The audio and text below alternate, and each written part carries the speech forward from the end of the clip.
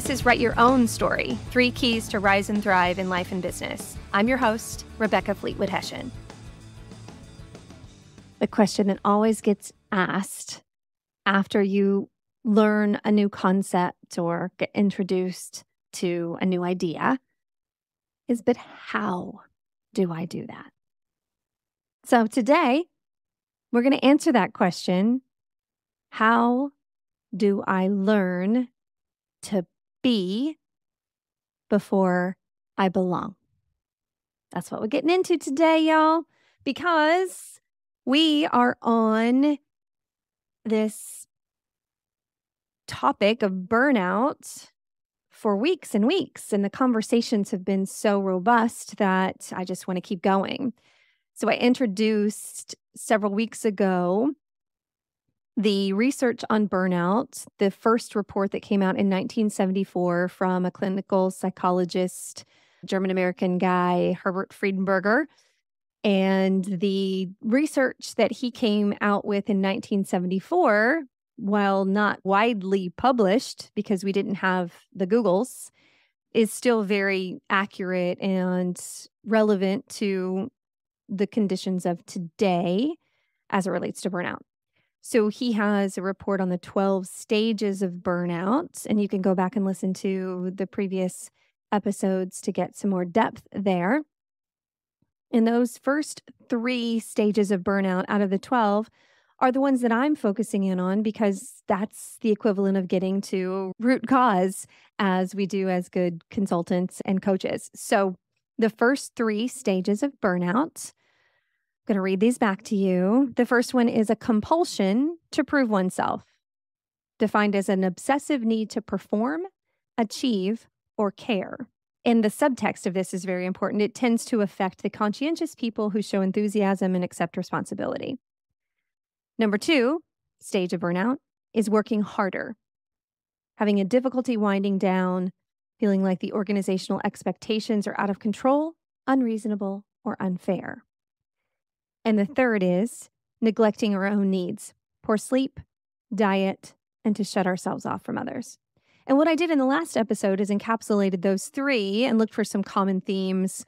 And what I discovered in digging into the research and what those mean is fundamentally when we have a sense of belonging being stronger than our sense of being. So in psychology, things just get distilled down into kind of those 2 camps, being and belonging. So being is our biological needs, who we are, what I call our meaning in the framework that I use. And belonging is how we connect with others, our social needs, our purpose, the way I call it in my framework.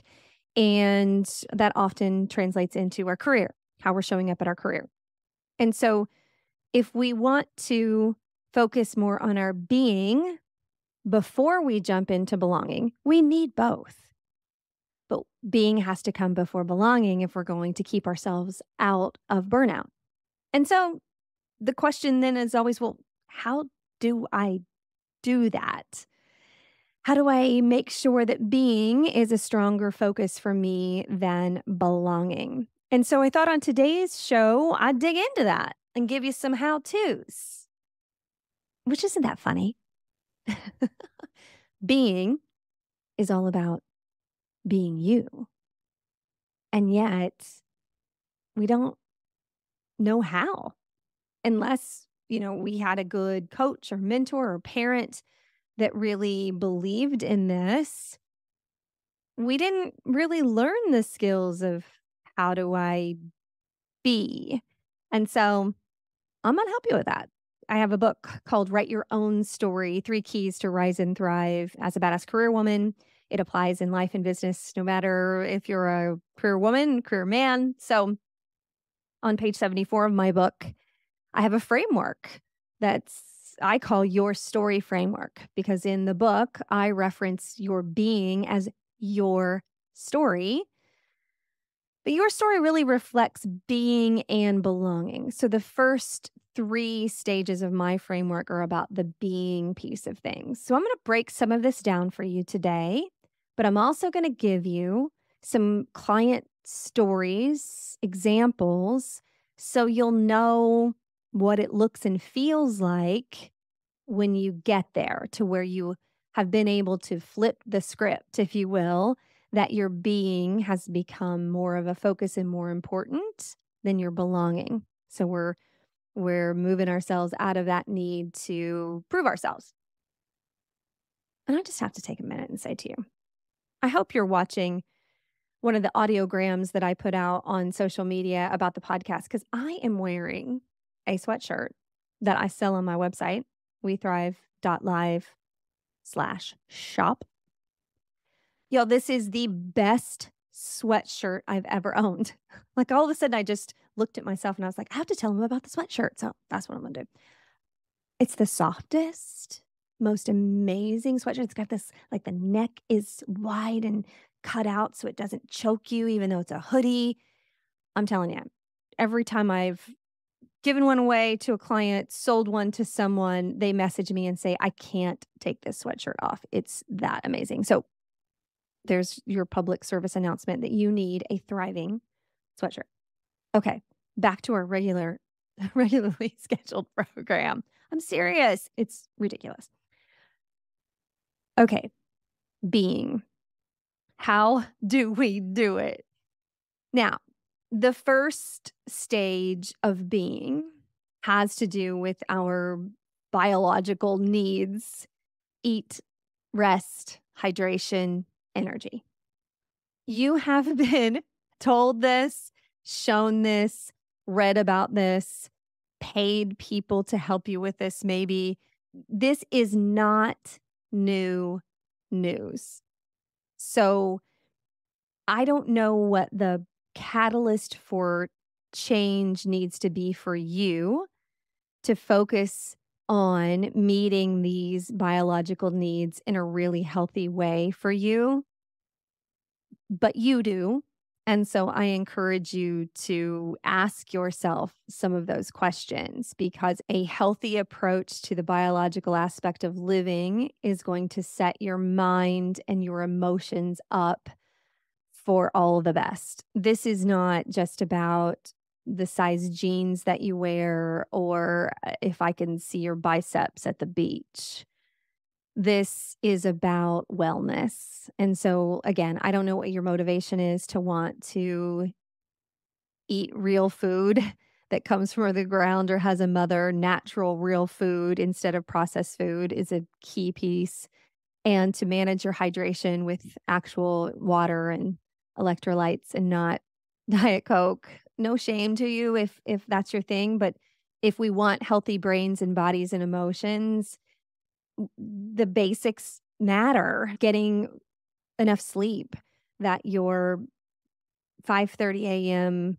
boot camp workout may actually be defeating you more than helping you if you're not getting enough sleep. In fact, studies have validated that women actually need more sleep than men, even 7 to 8 hours. And so whatever you need to do to get enough sleep and to have movement throughout your day, which doesn't need to be running a 5K. It just means every once in a while throughout your workday, get up and move around, take a 5-10 minute walk, work on getting your 10,000 steps in, whatever that means for you, but the basics. The best person to follow to learn more about this is Eliza Kingsford, who's one of my Thrive guides for the Rise and Thrive experience. You can follow her on Instagram, Facebook, and get amazing information about your health and wellness. And if weight loss is a part of that journey for you, she has an amazing program called The Shift that I highly recommend that you take a look at because it gets at she has a book called Brain Powered Weight Loss. It gets at the neuroscience of our behaviors, why we do what we do, why we don't always do what we wish we could do. So she really aligns with the whole being aspect of things. Highly, highly recommend. So the first step in being is from that biological wellness perspective: food, hydration, rest, and movement. Which brings us to the next stage, which is our daily stillness practice. And people have been asking me lately, tell me about yours. Like, how do you do it? Do I just sit there? Like, what does being still mean? And So I'll share with you how I do my daily stillness practice, and hopefully that will help you think about what you need for yours. A couple of things just from a biological perspective. It is known that if you get sunlight, natural, go outside first thing in the morning, no matter the temperature or the weather, if you go outside and get natural sunlight first thing, it helps to set your circadian rhythms so that you sleep better at night. And so the first thing I do in the morning is I go outside. Oftentimes it's taking my dog out for a walk in the woods, or if schedules are different that I'm not going to be able to do that until later, or if it is like legit pouring rain first thing in the morning, which is all it's been doing in the Midwest here lately, I will still go outside for a few minutes. And sometimes I'll take my shoes off and do what's called grounding, which is standing in the grass on the earth and allowing the energy of the earth to connect with my energy so that I can start to regulate my nervous system to get started for the day. So, being outside in nature is a part of my strategy throughout the day, but for sure, first thing in the morning. And then I have a station, if you will, for my daily stillness practice. I have a chair, a stool, my journal, my Bible, my pen, enough space to set my cup of coffee in the morning. So I know where daily stillness takes place. In the warmer months here in the Midwest, I do all that outside on my back patio. In the winter, it is set right beside my sliding glass door so the natural light gets in, even if it's snowing or cold. And when I sit down to do my daily stillness, mine is very much rooted in prayer, and I'm a Jesus lover. So that's a big part of my practice. May not be yours. I'm not saying it has to be. I'm just saying this is what mine is. And so a few of the questions that I have posed in the book are reflecting first thing in the morning about how do I feel today? And just doing a check in with myself. What do I need that flows out of how I'm feeling? If I'm feeling overwhelmed about a number of projects, or if I'm feeling excited and grateful about my clients and the work that they're doing, if I'm feeling mad, angry, upset, like I just check in with myself. And sometimes I'll journal about those feelings to process what's going on with me and what's my next best step in addressing those feelings. So then that leads to the next question is, well, what do I need right now? And just to sit in that moment of feeling it. If I'm angry, and asking myself, what do I need? And just letting those answers bubble up. Sometimes I need to regulate my own nervous system and check myself before I wreck myself. Sometimes I need to have a difficult conversation with someone else. It's going to be different for every single scenario, which is why you can't really get a checklist or a template for this stuff. It's you talking to you, and who are you being in this moment? My next question that I'll ask myself in the morning is, what do I want? What do I want this day to be? What do I want this project that I'm working on to be? What do I want my relationship with my kids to be? So, whatever's happening in my life at that time, I just check in with that. What do I want? And then the next question that I have in the book is, what makes me me? Because designing a life where you align your relationships and your career to who you are uniquely is where we get the most beautiful connections and belonging. We don't have to prove ourselves, which is the first stage of burnout. We just be ourselves and connect and do the work that we are uniquely made to do. We're all different down to our fingerprints. That's the way God intended it, so that we can connect like unique pieces of a puzzle to bring things together that are more beautiful, stronger, and every one of us has a purpose in that. So what makes me me? And then what do I love about my work? And so if you're early in this journey of self-discovery, what we call the definition of badass, which is intense self-awareness, the exercise that I lead clients in as we start to work together, and you can actually purchase this session as a one-time session. It's 90 minutes. It's a unique gift, talent, ability, and experience inventory session where I have a series of interview questions that I help you discover a real depth about who you are. But if you want to do this on your own, you certainly can. The thing you'll want to ask yourself is, what do I love doing? So this is specifically about your career. What do I love doing in my work that I'm really good at? And just start to list those things. What do I love doing that I'm really good at? And jot those things down. Once you have a list of those things, the next question to ask yourself is, what value do those things provide to my organization, to my team, to my clients? So there's where your belonging and your connection is. But we want to just look at it through the lens of being. Who am I? What am I good at that I love to do that has value for the organization? The next question, and if you're a regular listener, this is going to start to sound familiar. How is that value that I provide by being myself? How is that relevant to what's happening right now in my organization? And this is important because the economy changes, business dynamics change, clients change, leaders change. And so we want to know how to shift and adapt our value to always be relevant to the current needs. So then you jot down, how is my value relevant right now in my organization? And then ask yourself the question, and what impact am I having with this value that I provide the organization? So this goes back to things we've talked about in the past. What's my VRI? Value, relevance, and impact. Now, what I hope you do is pause this episode in between each of those questions and give yourself some space to really think about those things and respond to it. Or tomorrow morning, use this episode, fast forward till you get to these questions, and make this your daily stillness practice for the day. So we want to look at, how am I valuable, relevant, and making an impact?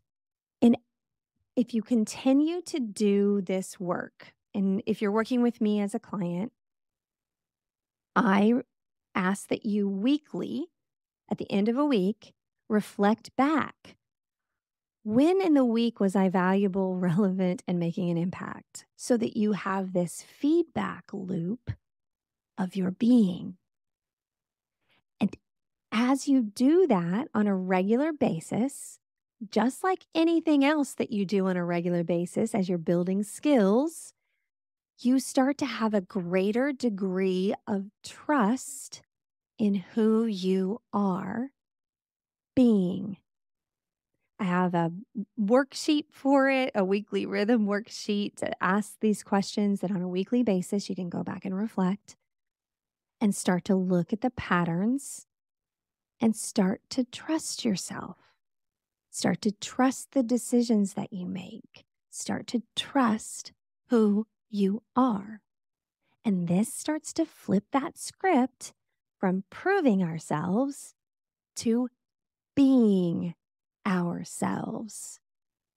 So that no matter what's happening around you, you don't feel this pull to go and sacrifice who you are or what you value to please somebody or something outside of yourself that makes you feel bad about yourself. See where we're going with this? It's how we flip it. I want you to trust you so that you have that inner Thrive Guide, that intrinsic motivation that we've been talking about. Now, in the book, I talk about the company story and the money-making model. Here's where I connect it to those things. It's important for you to know the company story, the strategic goals for the organization, who you serve, what you stand for as an organization, and the money-making model, because this is where you get your relevance. It also ties to, in the research on burnout, the second stage of burnout is the feeling that you always need to work harder because the organizational expectations are unreasonable or unfair. The organizational expectations are always going to be more than you can deliver in a day, a week, a month. There's always going to be more. There's never going to be this sense of, well, look, I'm all caught up. No. In fact, that's the name of a chapter in the book. Caught up is not a place.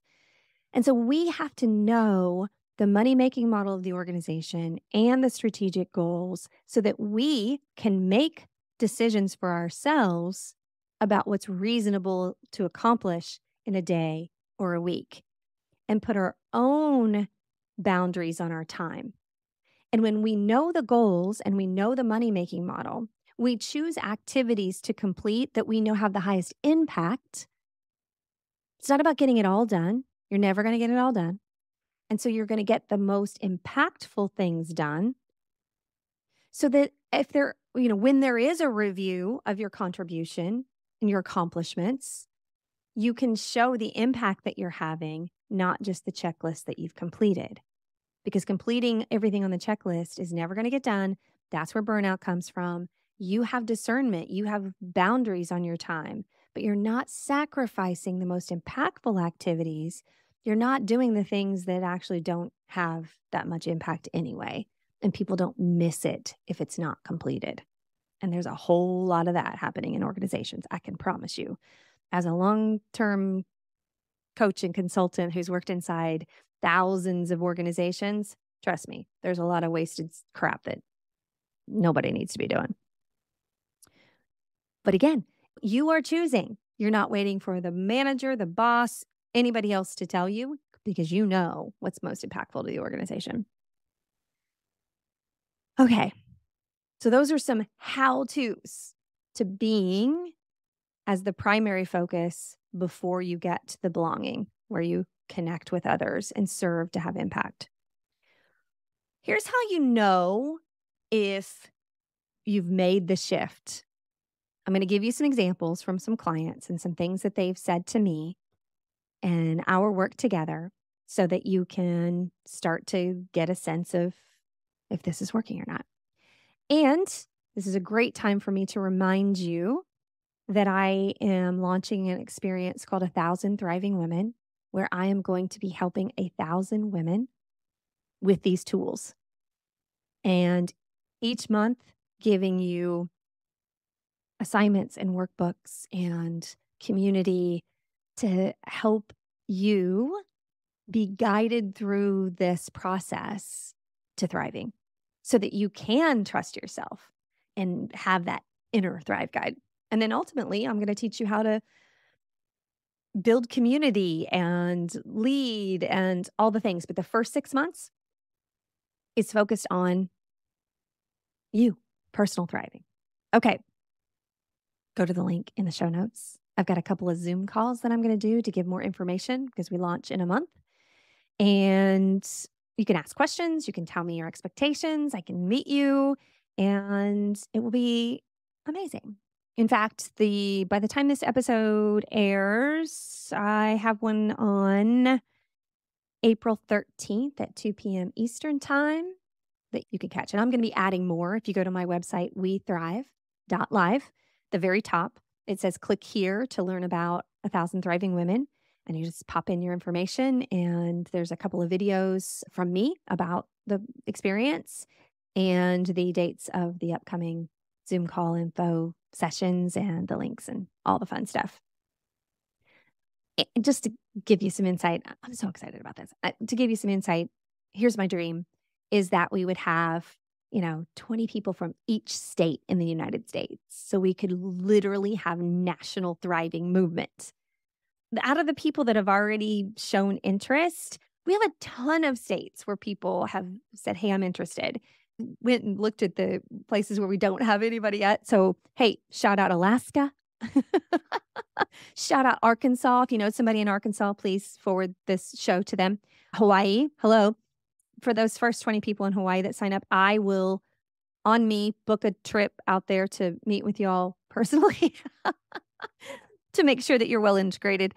In fact, I'm going to do this with several other states. Anybody that has a large group, I will come out and meet with you live. Let's invite some people in. I really want to get out and meet you personally.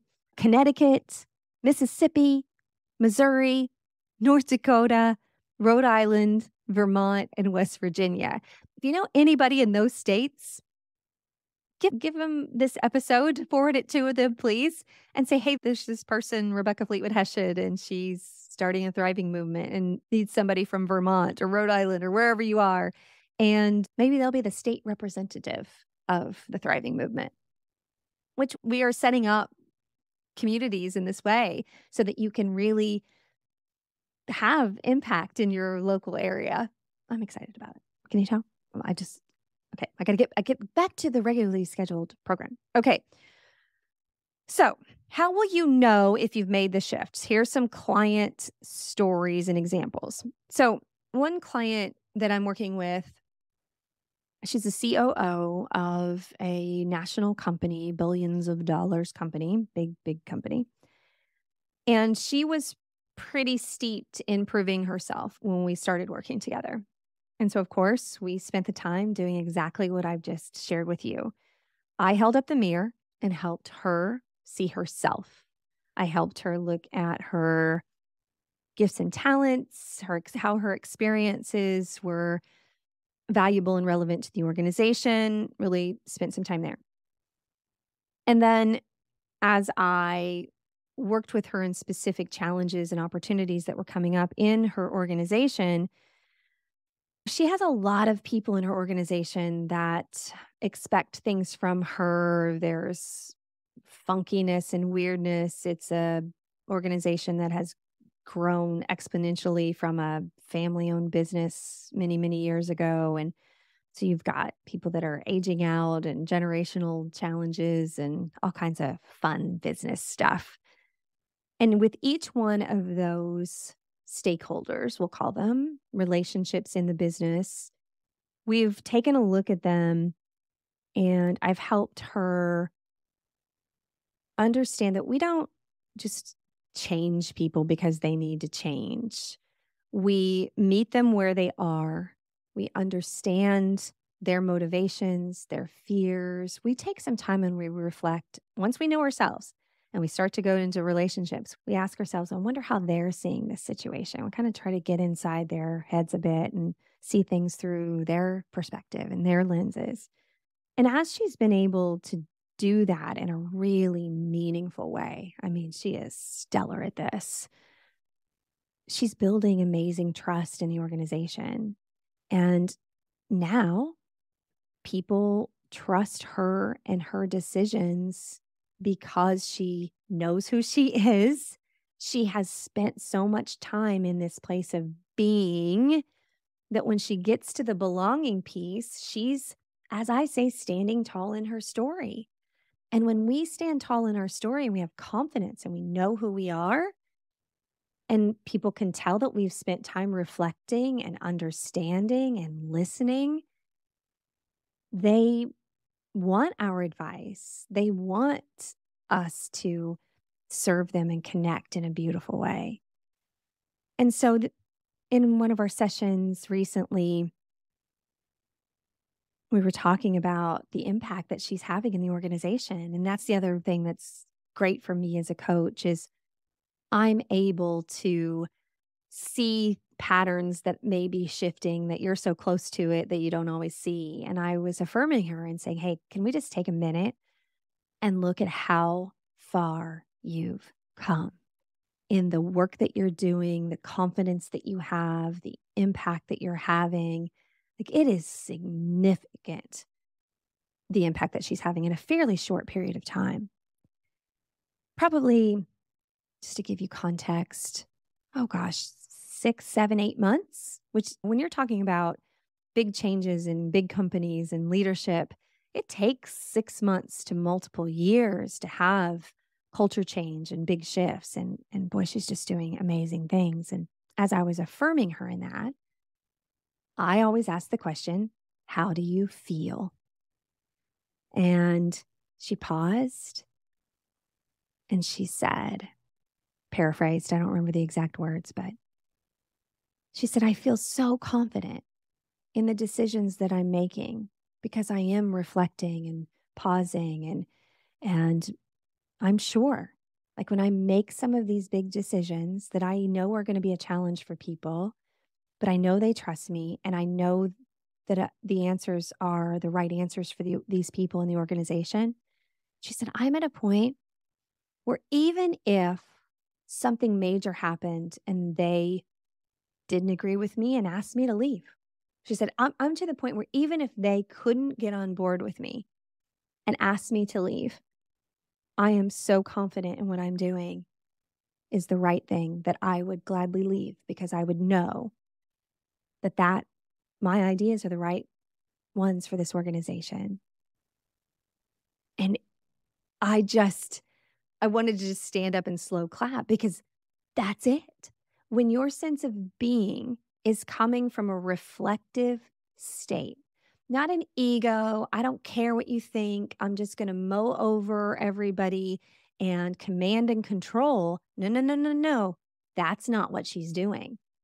She's coming from a place of being herself, reflecting, getting to know the key people, getting to know the key issues, a lot of time in reflection so that she can connect, not control. And because she's meeting people where they are and building trust and connecting at a deep level, they want her advice. They want her to lead. They know that she has their best interest and the company's best interest at heart. So even she's had to make some really tough decisions about people that are in the wrong role for the organization. But when she comes at it in that conversation with so much reflection and so much confidence and so much thought for who they are, they can see it not as being controlled, but that she cares. And that's different. Coming from a place of connection versus control, even when you're asking for big changes that not everybody's going to like, but they can oftentimes see why it's important and why it's necessary. And I think it's important to note that in this particular leader's situation, she has some pretty significant health challenges that from past experiences, autoimmune challenges and things that she has to have really firm boundaries on her time, energy, and efforts to protect her own health. And I was able to share with her recently that I think it's because of those challenges and her firm protection of her own health that keeps her grounded and confident in her sense of being. You know, in my Bible loving world, it's, he'll use it all together for your good, even the things that have been really hard for you. So it's been a really beautiful experience working with her and seeing the impact that she's having. That's one example. Is she knows she's so confident in the decisions that she's making. She's like, look, even if for some reason they can't bear it because they just can't get there, I know that I've done the work to understand me and what this organization needs. That's good stuff. Another example, a person that I'm working with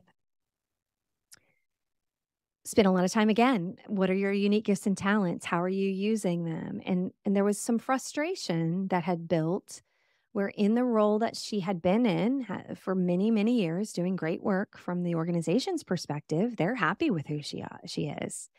No complaints from them. They would be happy if she'd stay there for a long, long time in this particular role. And as she was looking at the impact that she was having, she was frustrated that she knew she could have more impact. And She was frustrated that she wasn't using her gifts and talents as much as she wanted to or felt like she could. And she started shifting her role and doing things a little bit differently and keeping track in that weekly rhythm, excuse me, of validating her VRI, value, relevance, and impact. And through that work, she finally got to the point where she felt like in her role as it stood, she was kind of topped out. And so she went and had a conversation with the president, and he agreed. In that particular role, there wasn't going to be a lot of movement for the way that the role was designed. And so she's moving to a different part of the organization. She's moving out of leading the marketing into a sales role with a different division and a different leader. And it was a beautiful conversation with the president where she said, I can have more impact here. And I know what's important to this organization. I know the money making model, and I know this business inside and out, and I want to go do sales. And she's got an opportunity to now make more money, have more impact, and use her gifts and talents in a much more profound, meaningful way. And she's excited. And so she's creating the conditions where she can be successful. She wasn't waiting on somebody else to go, knock on her door and say, hey, today's the day you're getting developed and you're growing today. No, she created that opportunity for herself by having those conversations. Another example of a client that's in an organization that is, all organizations have challenges, let's be real. And the challenges that she's faced with in her role aren't going to get better anytime soon. It's just navigating how are we going to deal with what we've got right now. And a way that I know that she had made the shift from being the primary focus before belonging is she said, you know what? We do the check-in. If you're listening to the show often, you know that I do the what's your number check-in with clients to, 1 is really low, 10 is bliss, 5 is meh, that flat eye, flat mouth emoji, like, just okay. And so I check in with my clients in every session, what's your number? And I asked her what's her number that day? And I think she said a 9. And I said, okay, cool. And she said, but it's not because everything in the organization is fixed or dramatically better. She said, I'm a 9 because I know that even when things aren't okay around me, that I'm okay.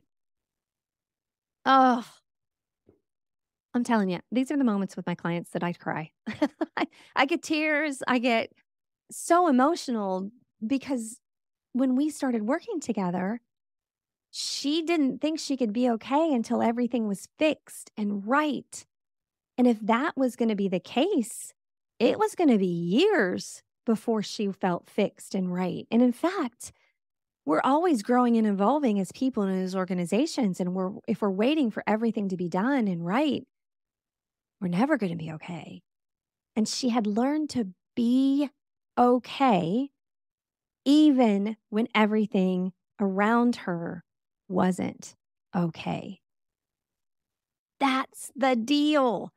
That's when you get out of the stages of burnout. The first one, which is proving yourself. The second one, working harder. The third one, not only working harder, but I'm going to give up my health, my sleep, my movement. I'm just going to grab crappy snacks at my desk and work through my lunch. And I'm not going to get up and move around. And I'm going to take my work home at night. So I'm not going to go walk the dog, or I'm not going to get out with the kids. I'm going to stay up late. Like at all cost, I'm going to do these things because I'm concerned about my belonging. I'm concerned about my achievement. I'm concerned about how the boss feels about me. Am I going to, whatever it is for you, I'm concerned more about the belonging and the connection and how somebody else feels about me than I am about how I feel about myself. Nope. Flipping the script on that And so that's why today I wanted you to know, how do I do this being thing and not get so caught up in the belonging part? We need both, being and belonging. In my book, like I said, the framework is on page 74, and I break it down into personal, emotional, and social, which is our meaning and our purpose. The social is how do I use my gifts and talents to serve? And when we reflect on who we are and get really confident in who we are, we can have trust in ourselves and a fierce desire to take care of ourselves so that we can serve in a big, bold, badass, beautiful way of our families, our friends, our clients, that we've got a healthy, holistic approach to this deal. And I want to remind you something about growth as it relates to these topics, because that's something that anybody that listens to this podcast has this desire to grow, right? You don't listen to podcasts. Well, if you don't have a desire to grow, you're listening to a different kind of podcast. We want to be successful. We want to have great careers. And so I want you to think about growth, what that actually means. Because sometimes when we think about career growth, oftentimes when we think about career growth, we think we have to go out there and get a certification or take another class or read another book, or the answer is out there. And in order for me to grow, I have to go out and get something and bring it into me, bring it into my knowledge and awareness. I have to learn something. Well, if we think about nature, we think about plants, flowers, animals, people. Growing happens from inside. It doesn't go out and get something to grow. And if you look at the neuroscience of learning, we can't absorb something that we are trying to learn. Let's say it's a book or a class that you're taking. You can't even absorb and remember that information unless you have a regulated nervous system that can receive the information in a way that it is meaningful and that it is meaningful.